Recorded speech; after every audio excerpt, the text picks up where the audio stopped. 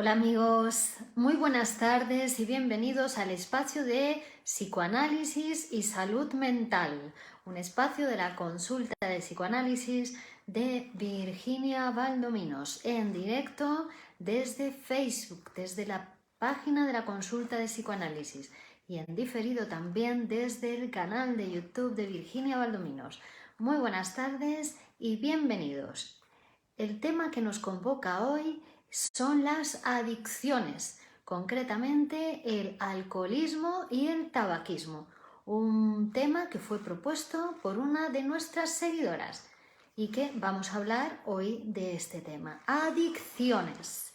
Ya hemos hablado en otras ocasiones acerca de las adicciones y nos vamos a centrar en el alcoholismo y el tabaquismo.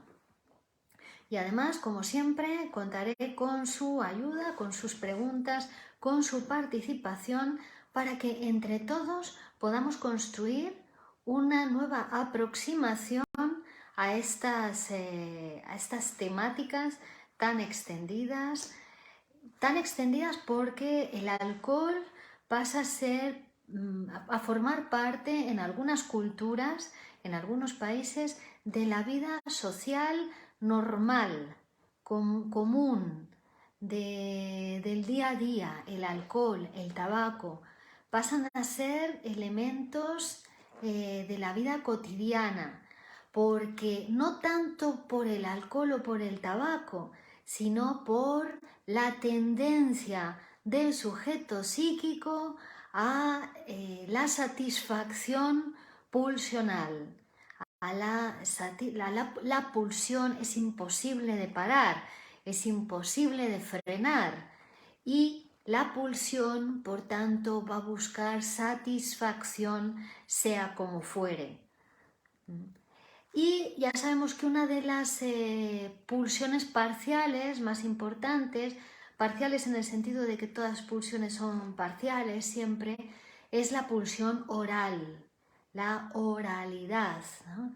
La búsqueda del placer a través de la boca, que es una de las tendencias pulsionales más tempranas en nuestro aparato psíquico, más primitivas, por no decir la más, y que va a permanecer con nosotros a lo largo de toda la vida. No pensaremos que lo pulsional desaparece porque nos hagamos sujetos racionales o sujetos intelectuales o, ¿no?, que adquiramos ciertos conocimientos superiores para el sujeto humano.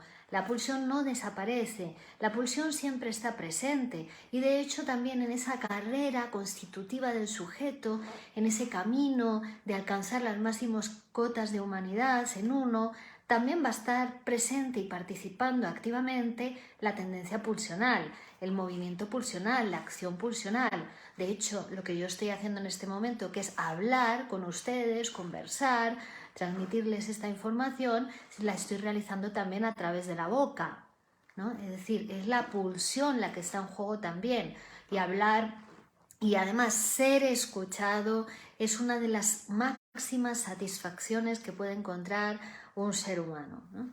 Entonces vemos que con la misma pulsión se realizan, la pulsión oral está implicada, está en juego en comportamientos que pueden resultar muy productivos tanto a todos los niveles para el sujeto, ¿no? Por ejemplo, como el tabaquismo, el alcoholismo o también la profesionalidad, ¿no? El desarrollo de una carrera profesional. Entonces estamos centrados, claro, al hablar de tabaquismo y alcoholismo nos centramos en la pulsión oral. Ya ven ustedes entonces que es una diferencia con respecto a las formas pre-freudianas, el racionalismo precientífico que trata la drogadicción o cualquier adicción, pone el peso en el objeto de la adicción, es decir, pone la importancia en el alcohol, pone la importancia en el tabaco, como si fuera el alcohol el que produce la adicción o como si fuera el tabaco el que produce la adicción, ¿no? Pero desde el punto de vista psicoanalítico sabemos que el peso, la importancia está en el sujeto la tendencia adictiva del sujeto, en este caso la tendencia al goce oral. Goce oral. Como decía, el goce oral es uno de los goces más primitivos en el aparato psíquico. De hecho, Freud, en los 3 ensayos para una teoría sexual, nos habla del goce oral y nos habla de las primeras formas de masturbación de los niños de pecho incluso, que están conociendo todo el mundo en ese momento a través de la boca, ¿no? Bueno, pero como forma de masturbación en los niños de pecho, Freud nos habla del chupeteo del pulgar, ¿no? Donde aparecen esos movimientos rítmicos, repetitivos, donde el niño chupa una parte de su propio cuerpo, porque en ese momento todavía no existe el mundo exterior, todavía él es, digamos que él es un todo junto con su madre, no hay separación ni siquiera de la madre. Entonces es un goce autoerótico y encuentra, si no tiene chupete, pues una parte de su propio cuerpo, el dedo de la mano, a veces incluso hasta el dedo del pie, ¿no? Que chupetean de una manera repetitiva, ¿no? Y eso es una conducta masturbatoria en los niños pequeños, es decir, una conducta que les va a proporcionar placer, que es con su propio cuerpo, que es autoerótica y que entonces repite en la búsqueda de ese goce oral, ¿no? No tiene tanto que ver con el dedo, sino con la boca, en el momento psíquico en que se encuentra ese niño, en plena construcción, digamos. Está empezando a hacer la boca, porque la boca también hay que hacerla, ¿no?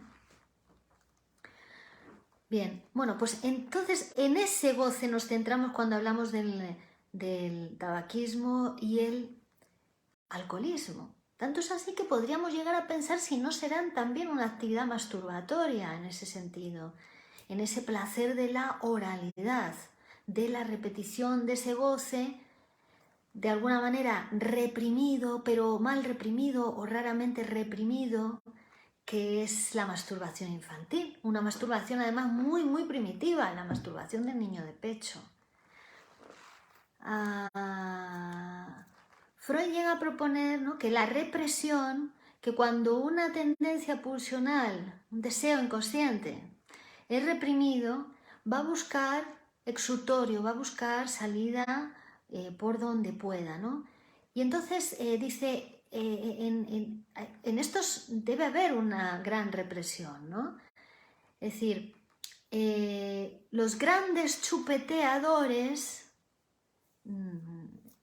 de pequeños corren el riesgo después de adultos, dice Freud, de ser, o vemos una relación en ser grandes fumadores, grandes bebedores, pero siempre mirados desde el punto de vista psicoanalítico, es decir, desde, por aprecub, desde el tiempo actual interpretamos, no quiere decir ahora que todos los chupeteadores infantiles después vayan a fumar, ¿no?, sino que es desde el ahora que que podemos decir si ese paciente en su psicoanálisis se va a ir descubriendo, se va a ir poniendo de manifiesto esa tendencia al chupeteo infantil, ¿no? Es decir, que somos un cuerpo pulsional, somos sujetos pulsionales, somos un cuerpo de palabras y tiene que ver más con las palabras, con nuestra estructura del lenguaje, que con cualquier otra cosa, y menos con el objeto o con la sustancia. Esto es interesante porque si no también a veces hemos encontrado la disparatada estupidez de considerar que solamente uno puede ser adicto a las sustancias, como sería este caso del alcohol o el tabaco. Pero también tenemos que decir que uno puede ser adicto a cualquier cosa. Uno puede ser adicto a la droga, puede ser adicto a las relaciones, puede ser adicto a los clavos, puede ser adicto a las personas, a las Coca-Colas, a lo que sea, porque la cuestión no está en el objeto, vuelvo a insistir en esto, sino que la cuestión está en el sujeto, en la tendencia adictiva. Por ejemplo, la adicción a las personas es una de las adicciones más extendidas. más grande. ¿No? Dice, ¿por qué hace tantos años que vive usted con ese hombre si ese hombre la maltrata? Porque soy adicta, tendría que decir ella, ¿no? ¿Por qué hace tantos años que vive usted con su mujer si su mujer lo maltrata? Porque soy un adicto, tendría que decir él, ¿no? Es decir, bueno, que se puede ser adicto a cualquier cosa. En ese caso vemos que sería otra tendencia, ¿no? Otra tendencia pulsional. No sabemos si sería tanto la oralidad como esa tendencia al autocastigo, al dolor, esa adicción al dolor, que también está muy presente, ¿no? ¿Por qué se ponía usted de rodillas sobre el maíz, ¿no? Para sufrir, para pagar por el goce, la culpabilidad que le daba gozar, ¿no? De vivir bien, ¿no? Por ejemplo.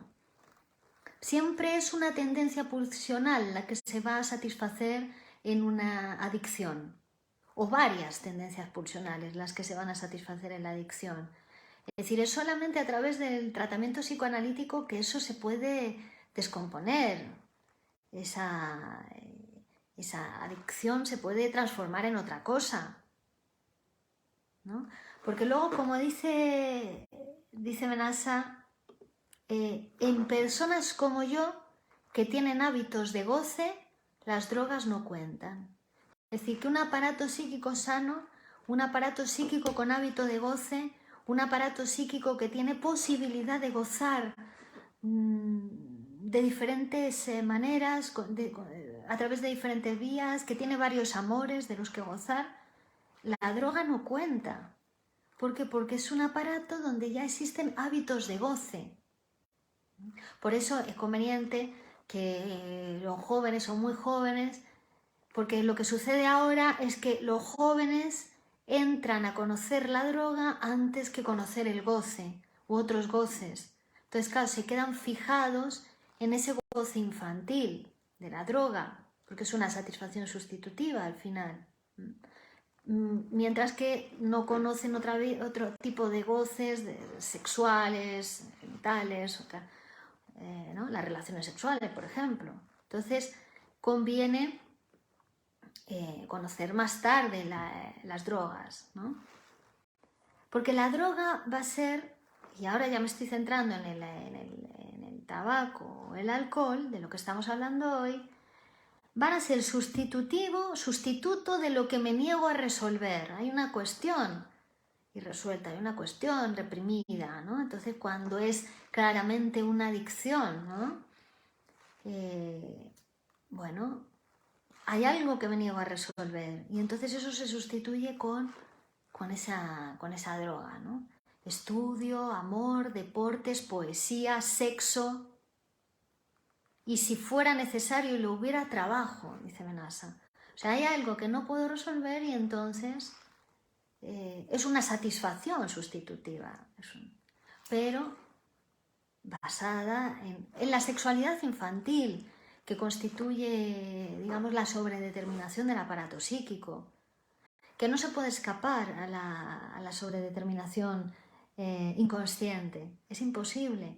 Entonces va a arreglárselas porque está sobredeterminando todo lo que pasa en ese aparato. Recomendable desde nuestro punto de vista. El psicoanálisis es un tratamiento que va a permitir descifrar la manera en que esa adicción, el tabaquismo, el alcoholismo, está de alguna manera sustituyendo la verdadera cuestión, ¿no? Que el paciente se niega a resolver, además sin que se dé cuenta, porque es un proceso inconsciente. El psicoanálisis, digamos, sí, la persona es consciente de que va y de que habla, pero las transformaciones y las interpretaciones se producen a nivel inconsciente, se producen sin que uno se dé cuenta. El trabajo que tiene que hacer uno es ir y hablar, pero las transformaciones y las interpretaciones se van a producir inconscientemente y los cambios en el sujeto se van a producir inconscientemente. Va a ir cambiando, se va a ir modificando su discurso y lo que cambia es su vida psíquica. Esto es importantísimo también, que lo entiendan. No cambia tanto el síntoma. No es que en 4 sesiones vaya a dejar de fumar. No es eso lo que prometemos, ¿no? Lo que va a cambiar es su mente. Lo que va a cambiar es su tendencia a satisfacer esa pulsión de esa manera, pero además sin darse cuenta. ¿Por qué? Porque lo que se va a ir transformando son las cadenas significantes y el inconsciente sobredeterminante, ¿no? Se va a ir transformando la vida psíquica del sujeto, se va a ir ampliando su posibilidad de goce, su capacidad de goce, se van a ir instalando límites que antes no estaban. Entonces todo eso hace que se produzca un sujeto diferente, ¿no? Un sujeto que no necesita tanto de la adicción al tabaco, la adicción al alcohol, sino que va a encontrar otras maneras sustitutivas de satisfacción que va a sumar, que puede sumar a esas, ¿no? Porque no se trata de reprimir, se trata de poner en marcha otros mecanismos psíquicos más allá de la represión, mecanismos psíquicos que están disponibles en el aparato, porque el aparato psíquico es un diamante con 1000 caras. Entonces, claro, si uno quiere tener solamente una cara, pues se pierde las otras 999 formas de gozar, ¿no?, que nos da nuestro aparato psíquico. Entonces, es como si una adicción en realidad fuera una fijación a una forma de gozar infantil. Es prácticamente en ese sentido una perversión, en el sentido de me quedo aquí en esta forma de goce y no la amplío, no trabajo mi goce hacia otro goce más amplio, ¿no? O múltiple, ¿no?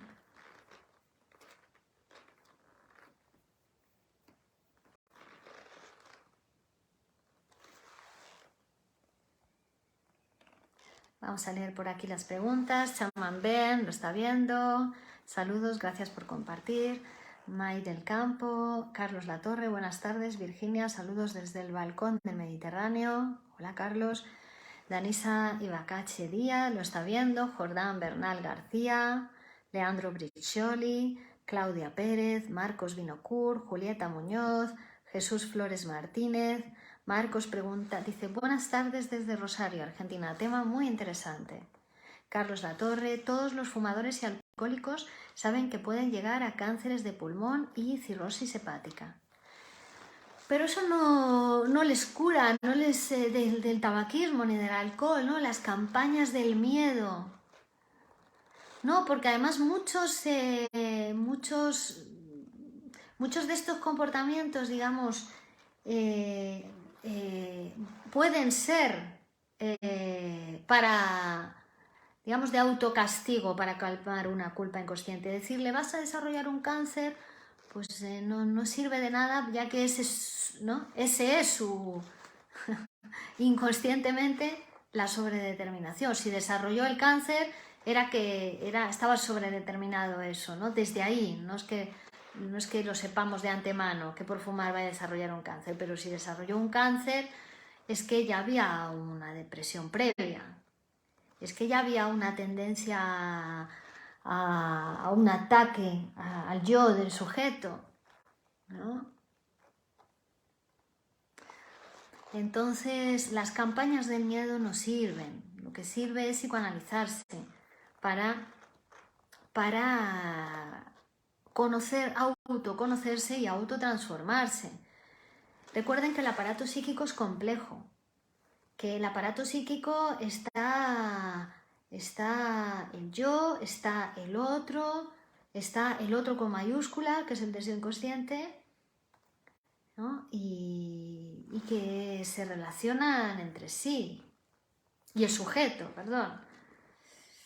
Es decir, que el sujeto no es el mismo que el yo. Y que el sujeto es que yo se es donde se piensa donde no se es, y se es donde no se piensa. Entonces puede haber una batalla campal en el aparato psíquico entre el yo y el sujeto, ¿no? Y entonces estas cuestiones inconscientes también de la culpa, también del asesinato del objeto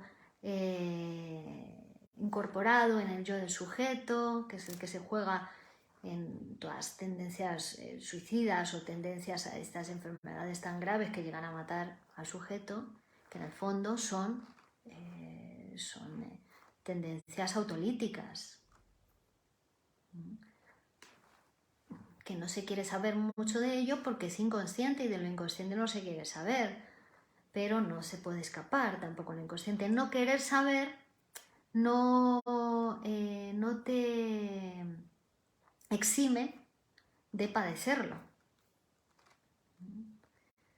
Entonces, pero eso, insisto, solamente un psicoanálisis puede resolver esas cuestiones y esos conflictos que cada uno tiene y que además solamente cada sujeto puede resolver, nadie lo puede resolver y además nadie te puede convencer. A psicoanalizarse llegan los que se quieren psicoanalizar y los que no llegan es que no se quieren psicoanalizar, es así de sencillo, ¿no? Por eso estas conferencias, estas charlas, estos encuentros, estas conversaciones o las conferencias de los jueves o todo lo que hacemos es difusión del psicoanálisis, difusión de un conocimiento sobre cómo funciona el aparato psíquico, difusión del conocimiento científico acerca de cómo funciona la mente humana para que después cada uno tome la decisión cuando le llegue el momento, ¿no? Cuando a cada uno le llega el momento de decidir y ahí decide, ¿no? Pero es una cuestión a resolver con un trabajo de hablar, porque porque el inconsciente está estructurado como un lenguaje y son los mecanismos del lenguaje los que están produciendo las metáforas que impiden a veces la metonimia, que impiden la metonimia del deseo, que impiden el desear, que fijan a una forma de gozar e impiden el desear, porque el psicoanálisis lo que va a producir es un sujeto deseante. Eso es lo que se va a resolver en el psicoanálisis personal de cada uno, un sujeto deseante. Julieta Muñoz, hola Virginia, qué gusto verte y oírte. Gracias. Andrea González lo está viendo. Pert Sara. La pregunta es, ¿por qué fumas o por qué bebes? Bueno, no sé, no tanto por qué como para qué.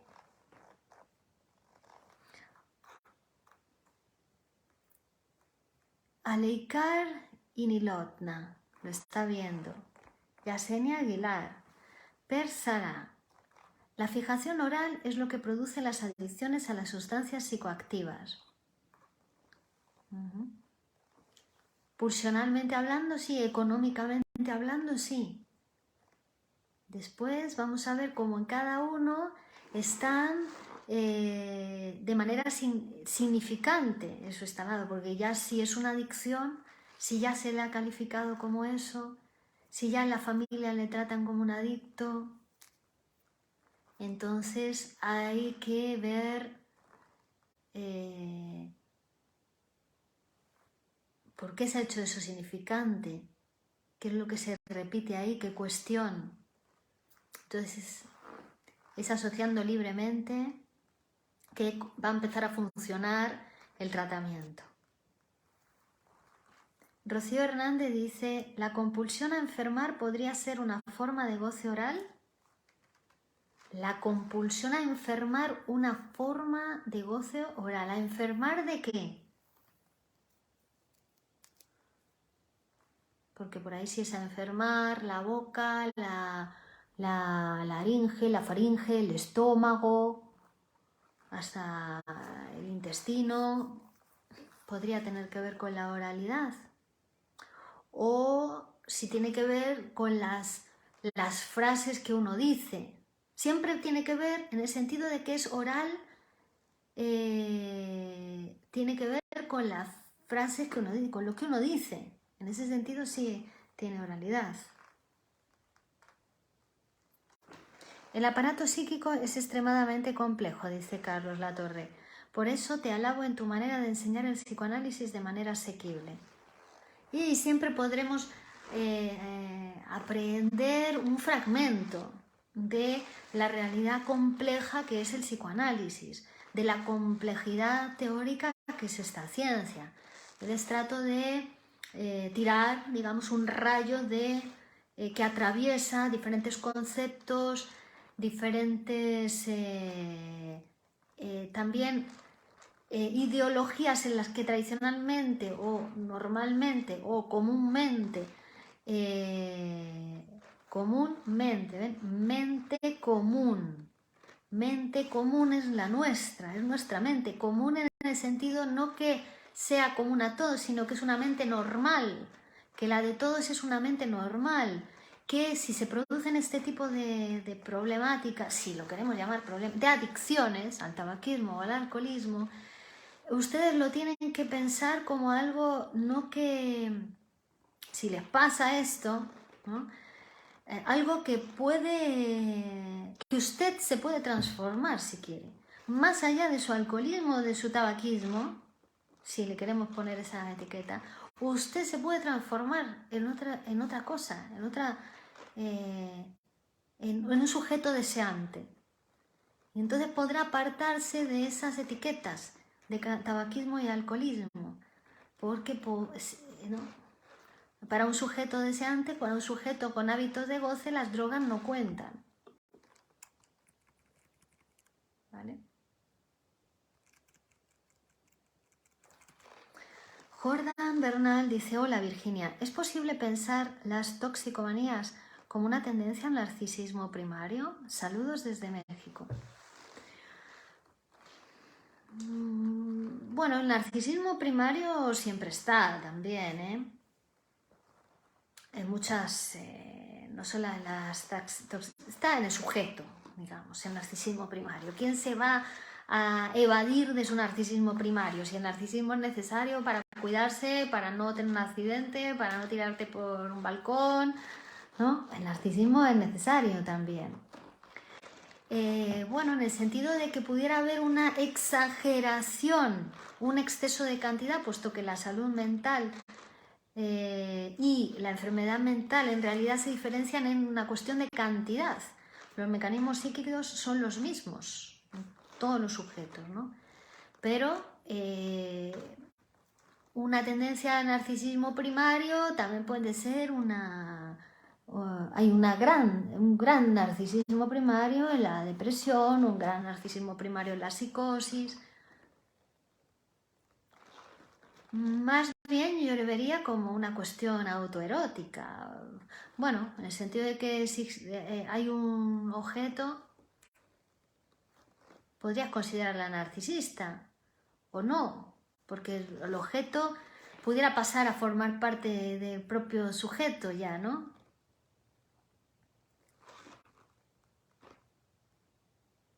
Hasta pudiera ser que interiorizase, ¿no? En los casos, sobre todo, de esas personas que pasan a la desintoxicación, ¿no? A dejar el tabaco, a dejar el alcohol.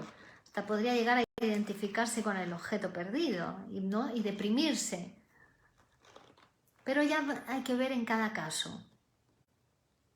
Hay que ver en cada caso. El narcisismo primario, o sea, no se puede decir así en general. Hay que ver en cada caso cómo se va. Pero sí, probablemente esté en juego el narcisismo, ¿no? Querer resolver todo, eso que no se puede resolver o que me niego a resolver, quererlo resolver de esta manera sencilla, conmigo mismo, sin incluir al otro, sin incluir un trabajo en la realidad. En ese sentido pudiera ser. Pérez Sara, mi pregunta es, ¿las fijaciones orales se dan por un trauma en esta etapa, por ejemplo, la falta de lactancia? No.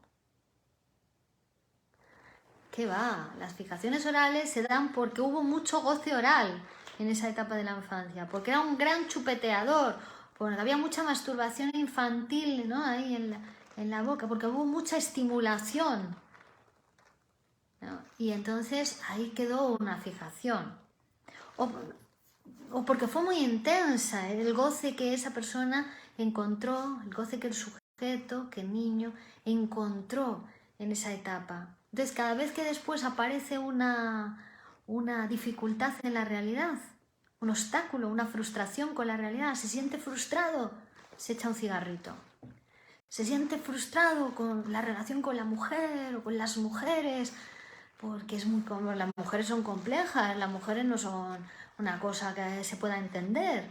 Y muchos hombres en esta relación con la mujer, por ejemplo, se sienten tan frustrados que se van al bar en la relación con otros hombres, relaciones homosexuales con otros hombres, en el sentido de que se reúnen en el bar y beben, y beben, y beben, ¿no? Como una forma de esa frustración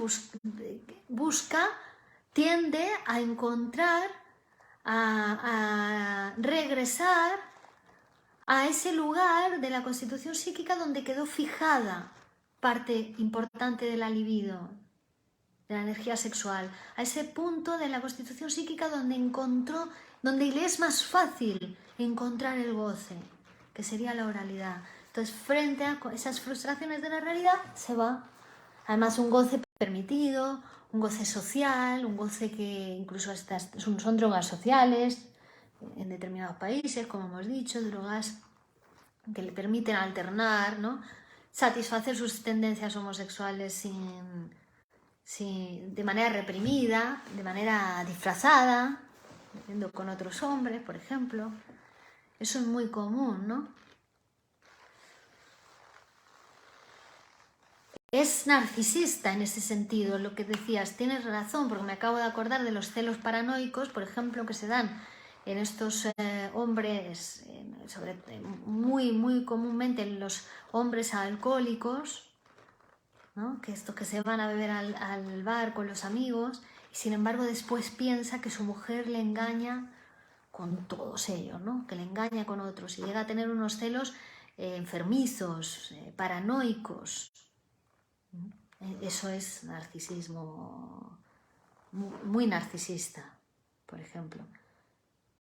Está jugado, en ese sujeto está jugado ese narcisismo primario y tanto, digamos que el alcoholismo como los celos podrían ser manifestaciones de esa cuestión psíquica que se está jugando en él, de ese conflicto psíquico, de esa homosexualidad no reconocida, reprimida, pero que aparece de un modo u otro. ¿Ven? Vamos al núcleo de la cuestión, vamos a la verdad del sujeto, ¿no?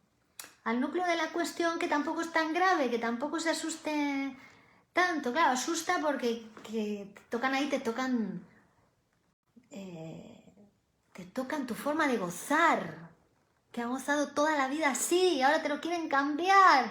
Bueno, pero no se trata de cambiar y dejar de gozar, se trata de sustituir, de ir sumando otras maneras de gozar también donde está implicada la oralidad, ¿no? Se entiende, ¿no?